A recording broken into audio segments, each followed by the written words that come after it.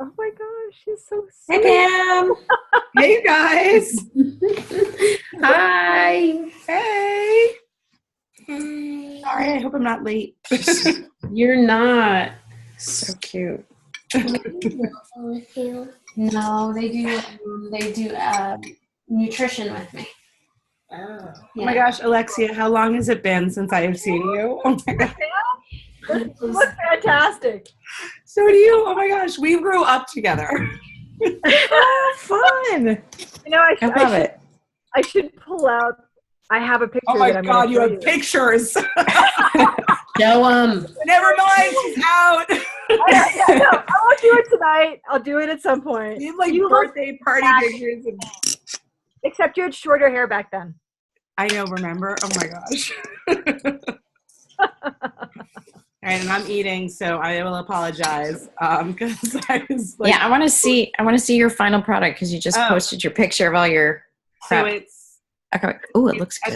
It's hard to like show in the thing, but it's a cauliflower rice. So I literally throw the 3 bags of frozen stuff in the pan with a little coconut, like spray coconut oil, and I saute it up. And then at the end, I add a little bit of ginger and Gracie's watching me. But you can say hi. We've seen other children on here already. It's okay. Yes. Mine have made a debut as well. I throw in a little bit of coconut aminos and a little bit of ginger and like, dehydrated garlic and a fried egg at the end to like make it like a fried rice. And even Gracie's like, wow, this is really good. I'm like, see, cauliflower rice is not the worst thing in the world. Yeah, I have to convince my husband of that one, so we'll see. I haven't tried it yet, but what are the aminos for, Pam? What do they do? It's like a soy sauce kind of thing. Okay. So it gives the flavor, but it's a soy-free approach. Oh, nice. Oh, okay. Yeah. So, all right. We've got a few people. Let's give it like another minute. And then somebody just joined by phone, but I don't know who it is because it's a phone number. It's what? Beth. Beth. Oh, hey. Beth. Hi, how are you? I didn't know how to do it the other way. I just hit the phone thing. Oh, that's fine. Okay, so I wrote down the questions that you asked. So I'm going to go through those first, but then ask other questions. That's totally fine. One of the things that came up over and over for everybody was after dinner, the whole dinner and done concept. And I actually went back to our test group and I was going through and so many people were saying the same thing. And a big part of it is definitely mindset. Most after dinner eating is habit. It's when you look at the difference between physical hunger, like true hunger versus emotional hunger, it's really emotional hunger and habit generally. So part of it is breaking the habit, but you can replace it with other things. So one of the things we talk about in, and any of the coaches here know this, that we've talked about in any of our groups is using tea. If it's a sweet treat you want, go find an herbal tea that maybe is a sweet one. A lot of people love like the candy cane peppermint kind of ones. That's popular. I love lemon ginger. There's a whole ton of teas out there. So find a couple of teas that you like and have that. And you do that 2 hands on the wheel and you have your tea, and that really will help. What I find is if I'm craving something, by the time my tea is made and I drink my tea, I'm like past that moment. So it makes it easier. Don't be afraid to have a bigger dinner. I mean, I really wasn't very hungry tonight, so I'm having it. But I mean, I would have a bigger bowl of this with chicken in it or things like that. You can load up on the veggies. You don't necessarily have to increase your protein with it, but go for the veggies and start to figure out, make notes in your tracker about when you feel more full, and like comment to yourself like that, you know, the cauliflower or the Brussels sprouts or the zoodles, what vegetables are really filling you up. So maybe like somebody had on their tracker from yesterday, Kristen, who couldn't be on tonight, but she had a salad with, it had chicken and it had the romaine lettuce. I forget everything that it had, but the only vegetable was the romaine lettuce, which is fine. There's nothing wrong with that, but maybe that's not as filling. So have the romaine lettuce and then maybe have a side of steamed broccoli or roasted broccoli. Don't be scared to, you know, really add stuff in. That is always fine when you're adding in veggies. And, you know, let's see, a couple of other ideas. Stay out of the kitchen. I mean, do the dishes and then just get out so you're not seeing it and tempted. Clean out your cabinets and your pantry, the out of sight, out of mind. You can't get rid of everything, but you can improve it, especially if you know. Most of us with that nighttime snacking have our go-tos.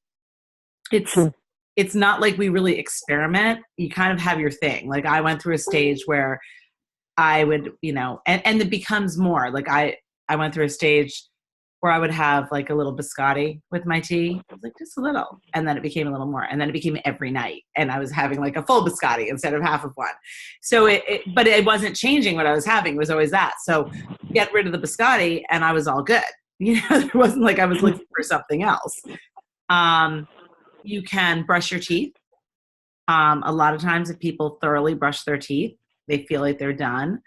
You can have a flavored sparkling water, you know, have a LaCroix or something like that. Get flavor. So you don't feel like you're just having water, but because nighttime snacking is about the flavor too. Chew gum. Alana's a huge gum fan. So chew gum if you do that. There's lots of different things you can do, but if you really find that you're hungry, then find ways to increase what you're eating for dinner without adding the FFCs. Because you're going to, in general, see the best results if you can take out as much as possible of the carbs at night.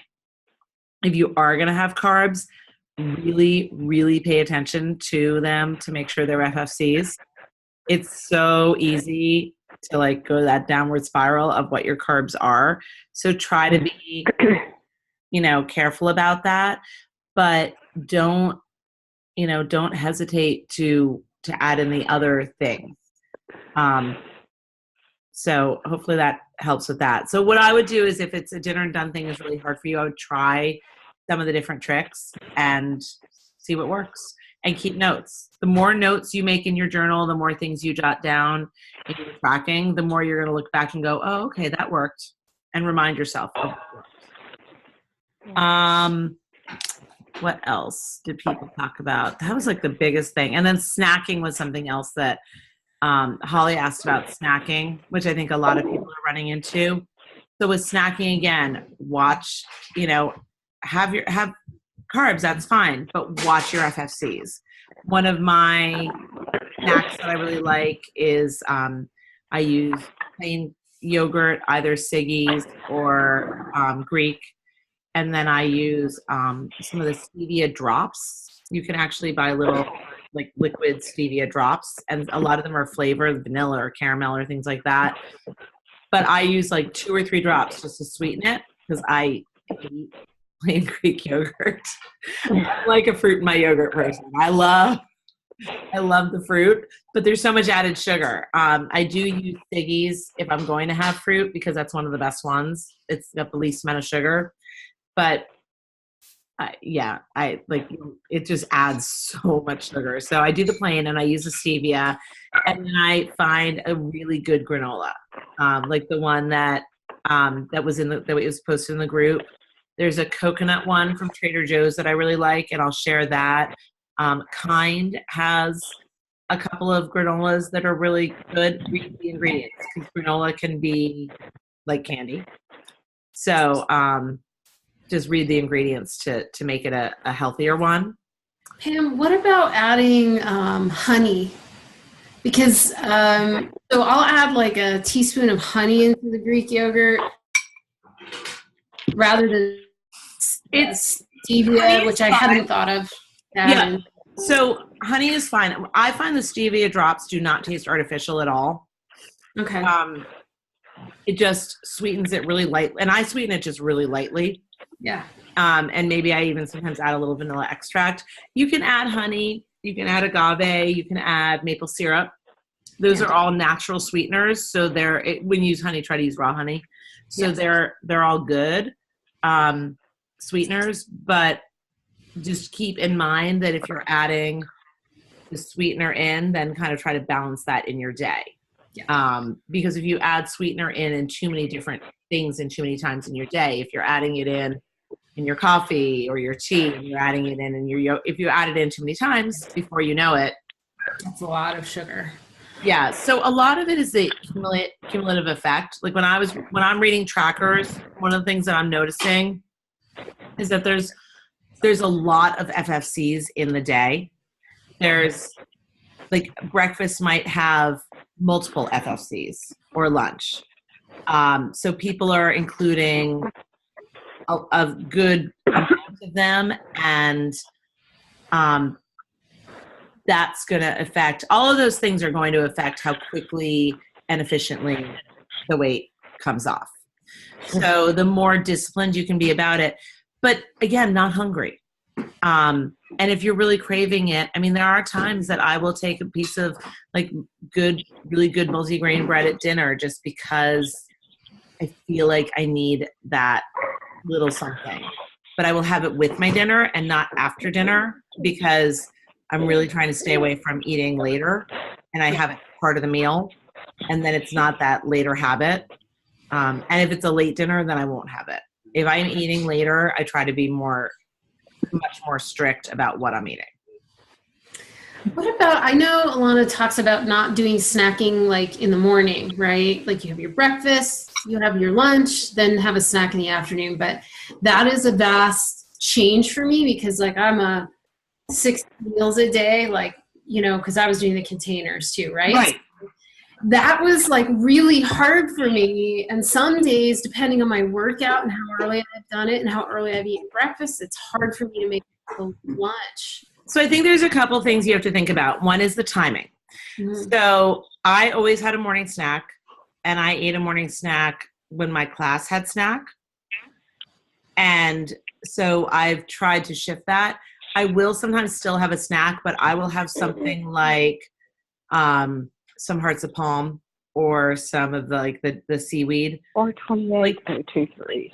Something that's really low calorie. And that I'm truly like not doing damage with. I had to like work to break that habit though, because I was completely used to having it. Now teaching kindergarten makes it easier to not have a snack because I don't really have 5 seconds to breathe in my day. So, You're a good woman. Teaching kindergarten is brave. It's crazy. I had a whole incident 2 days ago where during rest time, which is like our downtime in the room, I had a little boy and a little girl who were lying near each other, and he unzipped his pants and said, "Target" to the little girl near him. Yikes. My 13-year-old is laughing in the background. She thinks it's hysterical. I was like, oh, there goes rest time. Okay, we're not doing this anymore. Yeah, no. So, yeah. So having a snack is like, doesn't really happen in my life. It's easier to give that up. Yeah, I can see how it's made it easier for you. Yeah. But again, Well, that was a habit I had to break. But Yeah. if your breakfast and your lunch are really spread out, Mhm. then maybe you need it. I think you have to look at the spacing. I mean, if you're eating breakfast, if you're drinking your shake, if you're doing your, I don't know what you know, everyone does something different for breakfast. But like my morning routine is I get up, I work out, I drink my Energize, I work out, I have my Recover, and then I shower and I get ready. And then I make my shake as I'm walking out the door. It's like the last thing I do, and I take it with me in the car. And then my lunch at school is at noon, so it's not. But if I was having lunch at 2, I would have to have a snack. Yeah. But I would choose something like maybe yogurt and granola, or straight vegetables, or a beach bar. So I often do have a snack in the afternoon, like an after school thing. And lately my beach bar has been my snack. Yeah.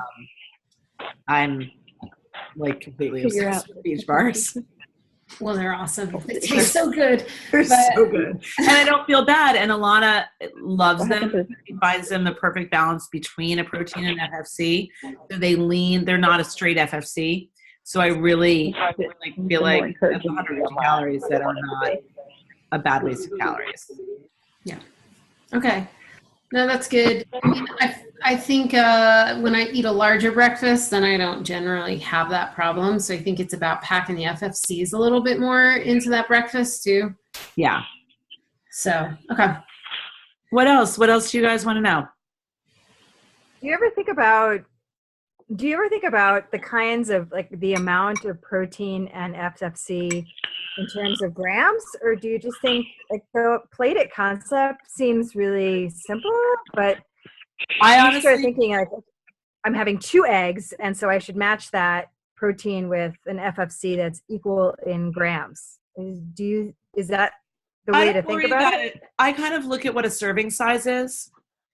So Okay. if you watch, Alana talks about what an FFC is, and that's definitely really helpful information. But I think about if I want to have like that good multigrain bread, 1 slice of that is going to be a serving.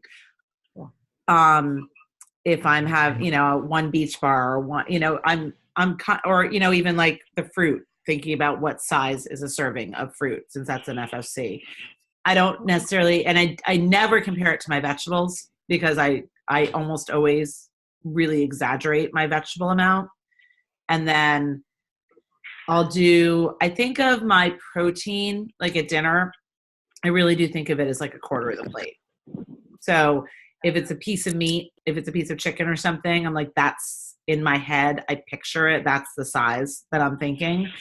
And then I don't really usually have an FFC with dinner, but with lunch, yeah. So like with lunch, sometimes having like the yogurt, if I have the granola and yogurt at lunch, then the granola is my FFC.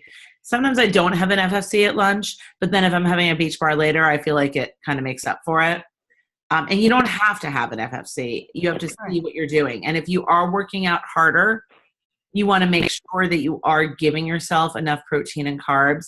Because I did find when I started doing the test group, they asked us not to really work out. They wanted to see how well it actually, was it effective? And then when A Little Obsessed came out, in like mid-December or something like that, I started doing that. And then when 80-Day Obsession came out, I went all in with 80-Day Obsession. And by the end of 80-Day Obsession, I was lifting sometimes I had 25 pounds in each hand. And so if you're lifting 50 pounds, you need to have enough food to balance that. Otherwise, your body's going to use what you have differently. And you're not going to develop, the muscle and all of that. So it really depends on what you're doing. If you are working out intensely, whether it's weight or heavy cardio or something like that, then you want to make sure you put enough in. And sometimes the performance line can help with that too. So if you are working out more intense, and I know everyone's doing something different and there's no requirement to work out at all. In the other groups that we do, for those people who haven't done them, we really, working out is part of that. But we, here it's totally your call. So if you're doing yoga, you don't really need to worry about changing what you're eating. But if you're doing, max 30, then yeah, you need to make sure because you're burning a lot of calories and sweating it out. So that's where I drink Recover because that's a protein. It's like, well, it tastes like chocolate milk. It's really, really good. Anyone on this call who drinks Recover can attest to that. It's like having like Yoo-hoo or something like that. But it's a high protein drink that I just mix with water. So I'm helping my it's for muscle recovery, but it also gives me the protein. Yeah, I drink the orange one, which tastes really good too. Kind of tastes like Tang. I heard it tastes like a creamsicle. I've never tried it. It's good. I was because I drink the chocolate shake, so I was like, I need to mix it up. But Yeah. I was curious Renee's on as this to call. like Renee loves the orange. what the Does she? But I ordered chocolate. I mean, how bad could chocolate be, too? I guess I was also wondering, what does Recover count as a protein? Because there is a lot of protein in it, but it's considered, I mean, there's carbs in that, too. If you drink Recover within the first like 20 to 30 minutes after your workout, it doesn't count as anything. Because your body is using it. I know, isn't that awesome? You get chocolate milk or creamsicle, like, for free.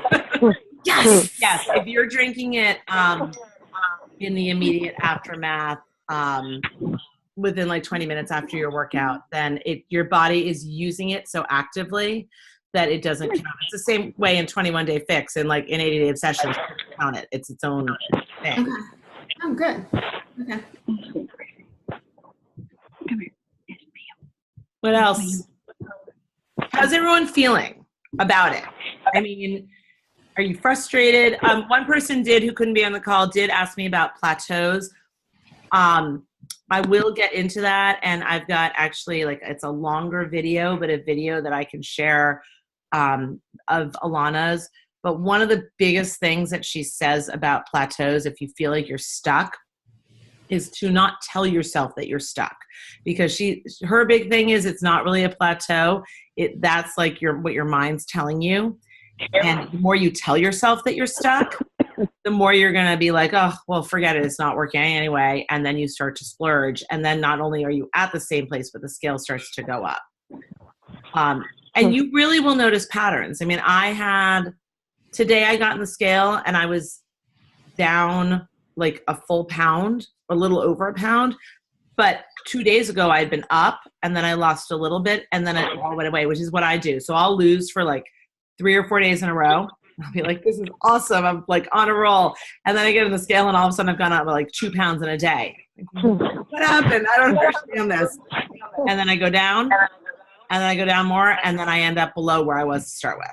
So you're going to see patterns that your body does, and totally TMI. But for me, part of that has to do with like going to the bathroom, and like I will go through a phase where I'm not going daily and my weight totally goes up when that's going on.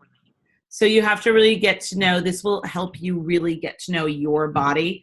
And, you know, just like I'm saying, you figure out what vegetables make you full. You'll also figure out what vegetables may, you know, constipate you more, or what FFCs are like bad news. You know, you may find that sweet potatoes are amazing for your body when you have sweet potatoes at lunch every day, or you're going to find the things that really work because you're going to notice those patterns, and you're going to go, you know what, every single time I did that, it was a weight loss day, like consistently. Or you're going to notice, and that's another thing that's going to help with things like Dinner and Done, is you're going to notice, okay, look, I finally cut out my nighttime snack or those FFCs earlier, and look what started happening.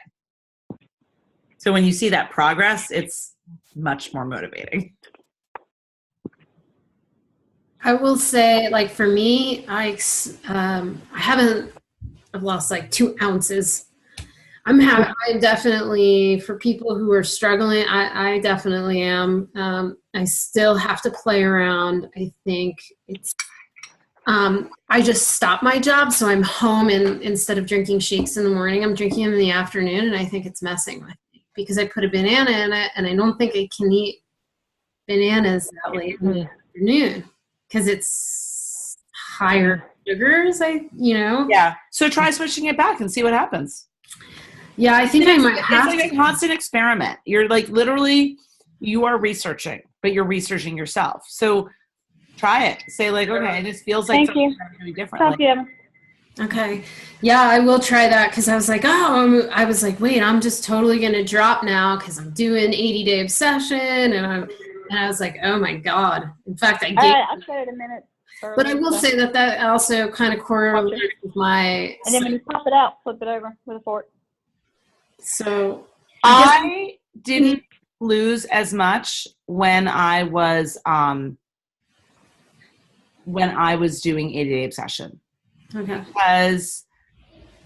But a lot of us found that, I mean, I toned up, For anyone who's seen like my pictures, When you type it out, whenever you which type some it out, of you that way have, the some of top you gets up haven't. there. Like I found abs that I didn't know were there. Yeah. I was like, oh my gosh, I'm turning 50 and look at my abs. This is awesome. And so I you know, it was great, but I didn't lose weight. So because I gained muscle. So you also have to balance that. If you're doing a workout program like that, then you're increasing your muscle, and that is going to affect the scale. You may still be losing inches. You may still be toning up significantly. But the pound, you know, the actual weight loss is going to be different. And especially like you're already I mean, I don't know what your target weight is, but I don't, you know, if you're not that far away from a target weight, then you're also not going to lose the same way.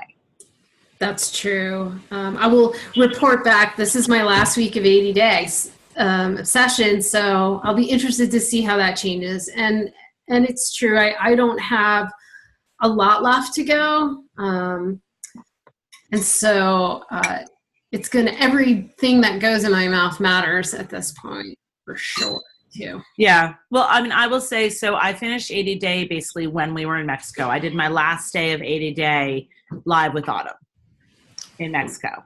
I know. It was awesome. And then I came back and like wasn't working out as intensely, and the weight, like I've definitely lost weight since I've been back from Mexico. Okay. So, but it's just one's not better or worse. It's just different. Yeah. Depending on what you're doing. Yeah. Well, I'm sure other people have questions. I'm kind of monopolizing it, but. Questions? I was I just don't gonna have, like, real questions. I think observations. The tracking.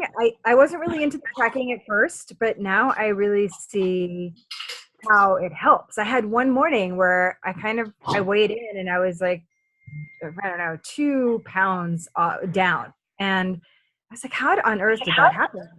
And it was a mix of like going back to the day before and seeing that, oh, that had been a really good eating day, and I had so much more water than, I mean, I just really overdid it on the water. And that water, I feel like I'm super filling up on water. Yeah.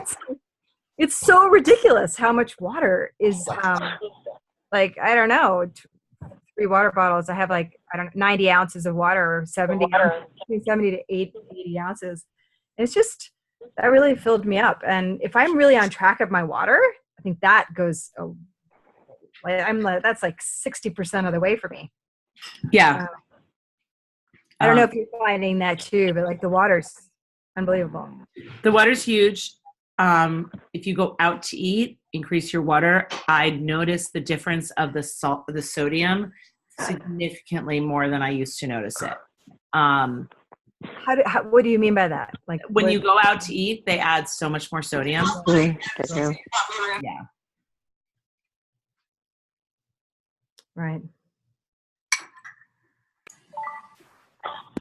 Okay, so my question was going to be from one of my new ladies who finally got her kit. It took a really long time, but she's also commenting that with all the water intake, she is constantly going to the bathroom. And I said, well, it takes a while for your body to get used to all this, literally a flood of water. And I, for one, was always really bad at drinking water. So I have found that I'm finally getting to the point where I'm like, okay, it's getting better, but I have to make sure that I drink my bulk of my water earlier in the day. Otherwise, I'm up like 3 or 4 times in the middle of the night. I'm like, this is ridiculous. Yeah. But all right, so her specific question, she likes to have her glass of wine every night. And she's like, that's going to be really, really, really hard for her to give up. I said, all right, at least bring it down from a couple of glasses every night to maybe 2, slowly start bringing it down and track everything and see the amount and what the what it looks like on the scale each time, so that if she's down from maybe 3 down to 2, maybe down to 1, and then maybe every other night. So I told her, I said, it's not going cold turkey. It's trying to see what each person's body does and how they react to it. So Yeah.